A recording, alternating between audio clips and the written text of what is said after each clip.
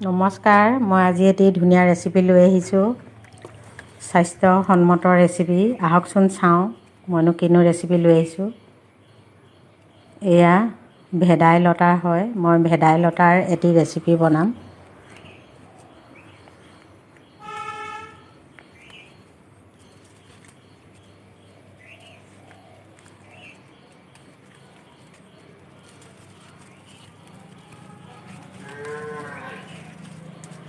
ভেদাইলতা আমাৰ শৰীৰৰ কাৰণে বহুত উপকাৰী, আপোনালোক সকলোৱে জানে।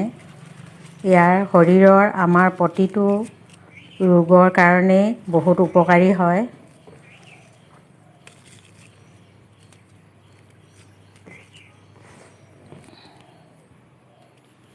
এয়া মোৰ ভেদাইলতা পাত ছিঙা হৈ গৈছে।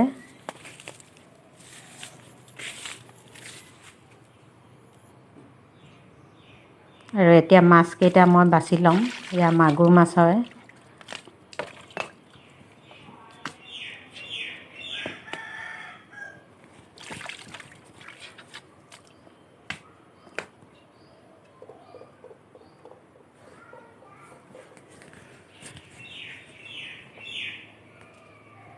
আৰু এতিয়া এই পাতখিনি মই ধুনীয়াকৈ ধুই মিক্সিত পিচি ল'ম। আপোনালোকে পটাতো পিচিব পাৰে। ইয়াত মই দুফুটামান নহৰু আৰু অকণমান আদা দিছোঁ। আৰু সৰু চাইজৰ এটা পিঁয়াজ কাটি দিছোঁ।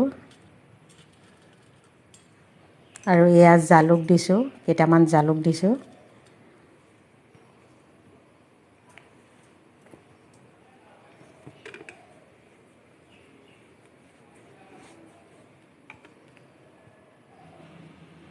এতিয়া গেছত এখন মই কেৰাহী পাতি ইয়াতে মাছকেইটা অলপ ফ্ৰাই কৰি ল'ম।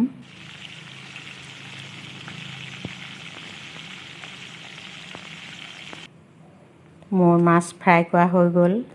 আৰু ফ্ৰাই কৰা এই তেলকণতে মই বনাম।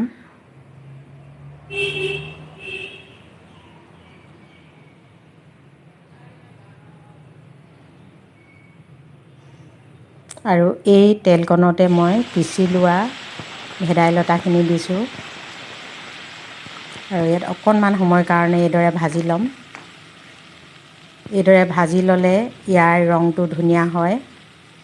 আপোনালোকে বইল কৰিও খাব পাৰে। আৰু এতিয়া জোখৰ অনুপাতে মই নিমখ আৰু হালধি দিছোঁ।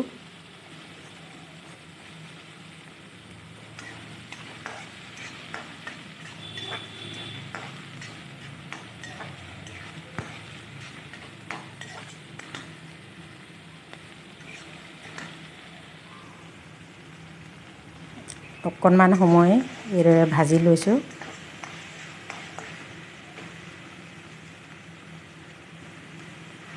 এয়া দুখিলা তেজপাতো দিছোঁ।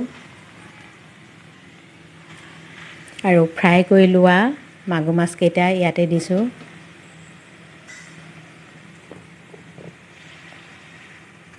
আৰু এতিয়া ইয়াৰ ৰসটো ওলাবৰ কাৰণে মই পানী গৰম কৰি ৰাখিছিলোঁ, ইয়াতে দিছোঁ।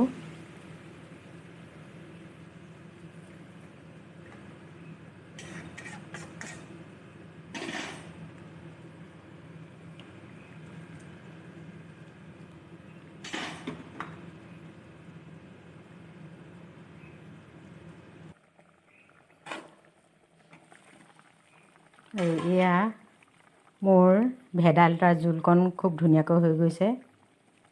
আৰু খুব ধুনীয়া এটা ৰঙো হৈছে।